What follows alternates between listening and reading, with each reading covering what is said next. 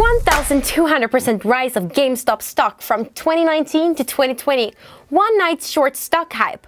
Or is there something much deeper cooking behind the curtains?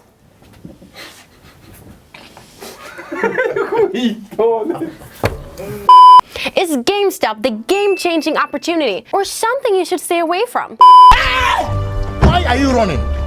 Why are you? Stay with me in this review and get important info that can help make the right decision. Let's roll the intro.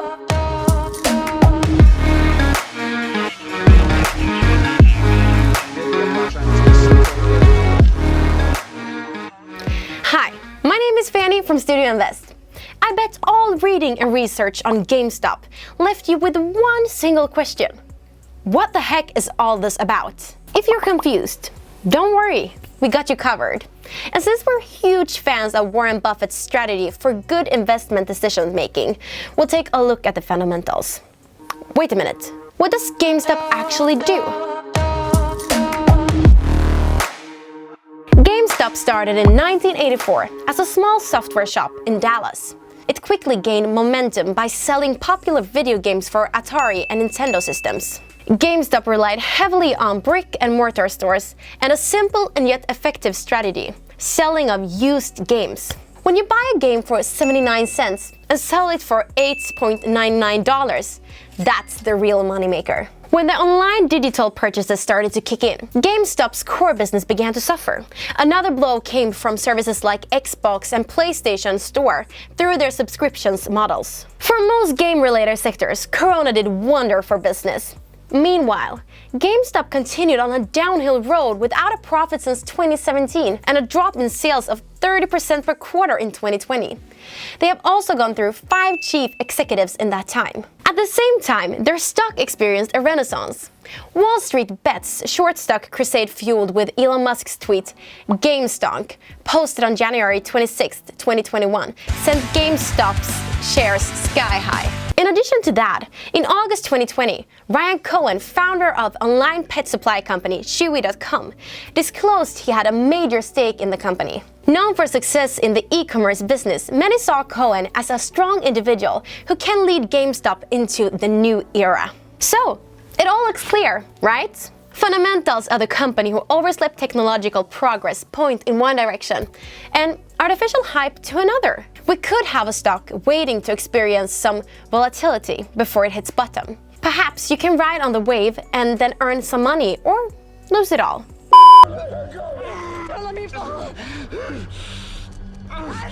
So, here it goes. But before we continue, please don't forget to hit the like button. I'll mention next what could happen in this crazy scenario that, just as many others in business history, might come true. So, who is Ryan Cohen? The man who showed Wall Street skeptics that he could take on Amazon in the pet category, and entrepreneur with a new mission impossible. Ryan Cohen learned trade from his father Ted, who was a successful businessman himself, and taught him that building lifelong relationships with customers was far more valuable than optimizing for short-term profits. Another key factor to success was incredible discipline when it came to how Chewy spent money. It grew from $200 million in sales in 2013 to $3.5 billion in 2018, while spending only $130 million in capital. By 2016, Chewy had a $900 million in sales and had become the #1 online pet retailer. Cohen sold Chewy to PetSmart for $3.35 billion in 2017, in what was at the time the biggest e-commerce acquisition ever. Cohen stayed in Chewy till 2018 and left to pursue personal goals and spend time with his family. But he still couldn't stay still.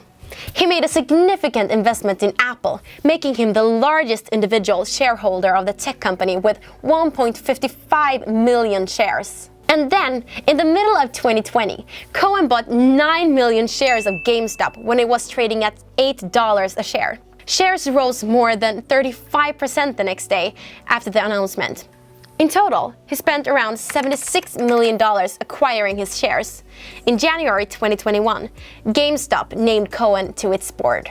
In a public letter to the board of directors, Cohen stated that GameStop currently lacks the mindset, resources, and plan to become a dominant player in the industry. In the same letter, he also gave away his vision of GameStop as a technology company that delights gamers and delivers exceptional digital experiences, not a video game retailer that over-prioritizes its physical presence. Cohen brought Jim Groove and Alan Attal, his fellow collaborators from Chewy, along to the board. From their CVs, they might be the right people for the mission impossible. You guys are pros. The best. I'm sure you can make it out of the casino.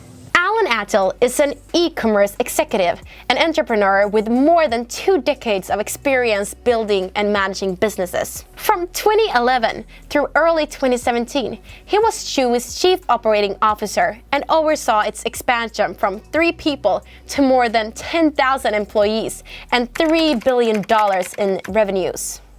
Jim Groove's resume seems even more relevant.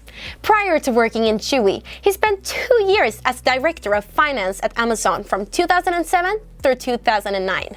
Cohen was mesmerized with Jeff Bezos' 1997 letter to shareholders and used it heavily when he was preparing a strategy for Chewy's development. In that letter, Bezos talks about the importance of relentlessly obsessing on customers and keeping the focus on the long term. While Amazon felt like an online flea market, Chewy provided more focused, first-party experience, just like buying from the retailer.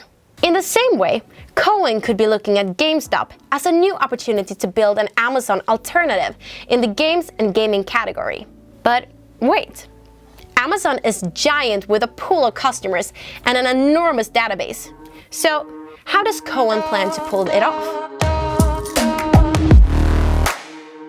Many analyses show that one of the most valuable parts of GameStop's business is the PowerUp Rewards loyalty program, with its 60 million members. In times where the info of clients' habits measures the true potential of the company, GameStop is literally sitting on the uncarved diamond. PowerUp offers various bonuses to loyal customers with rewards points which are exchangeable for gift and subscriptions. But even more, it provides 2 important data. The one of purchasing habits and another that gives access to niche of gaming community. Many of freebies and subscriptions are connected with Netflix or Xbox Live subscriptions and other socially known brands within gaming. And that means possibilities of huge profits. So, how would this mission impossible play out? There are 3 points to its success. Number 1. Laser-focused brick-and-mortar stores. When GameStop CEO George E. Sherman took over in April 2019, he was keen to avoid Blockbuster's fate with its failure to adapt to online business. He embarked on a 2-fold strategy: cost reduction in the old brick-and-mortar businesses and expansion of the digital platform. Holiday sales in 2020 suggest that he was on the right track. As the company decreased its store base by 11%, comparable store sales increased by 4.8%, and e-commerce sales by 309%. Should GameStop get rid of their retail stores? Cohen has rightly pointed out GameStop has too many stores and it needs to focus on the best performing locations. Stores need to be transformed into a place where gamers can try out the next generation of games and equipment.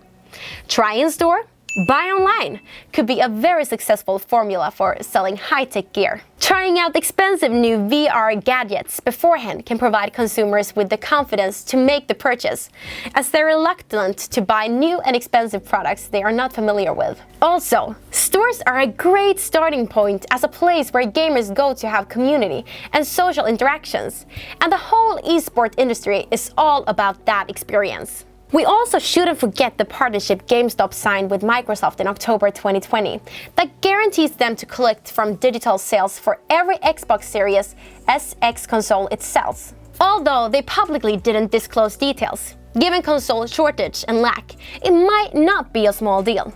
It shows Microsoft values GameStop as a distributor and is willing to share more of the pie to maintain the status. Also, going completely digital might not be the best strategy at the time.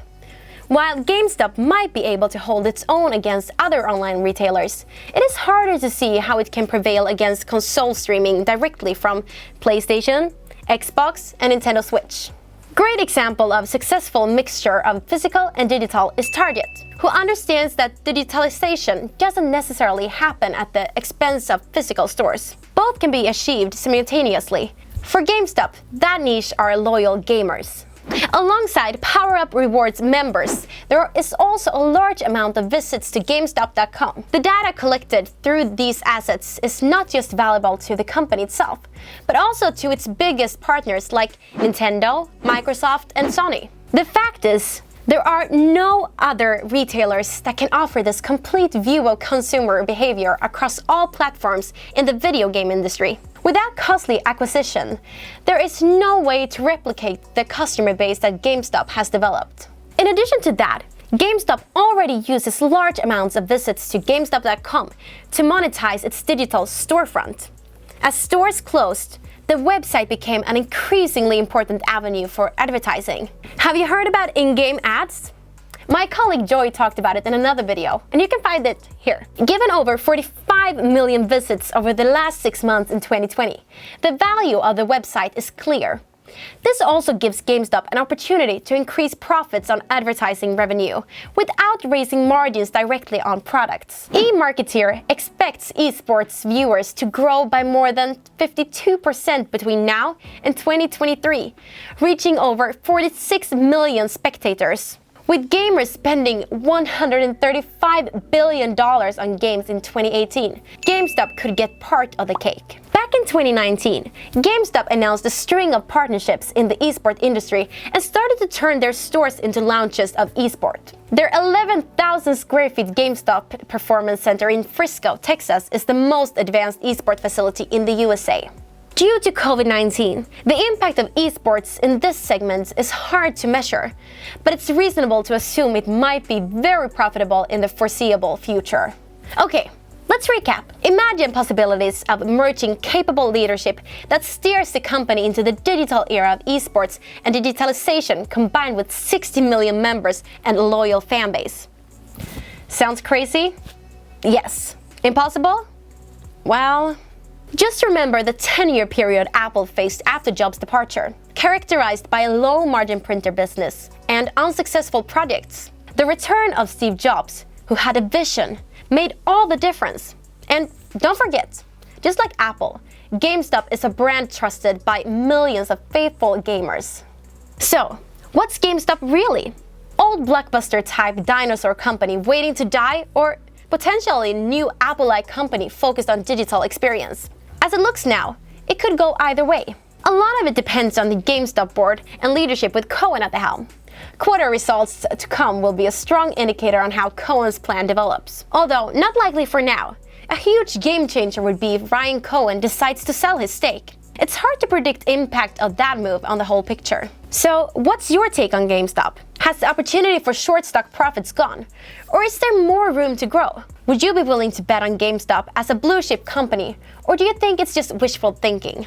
Until then, don't forget that trading stock involves the opportunity of gaining big profits, but also bears significant risk and the possibility of big losses. But now, with all relevant info regarding GameStop, you have the power and knowledge to make the decision that fits your needs. Thanks for watching this video, and don't forget to click the subscribe button to stay in the loop with the new and engaging news about the stock world and opportunities. And don't forget that we're not financial advisors.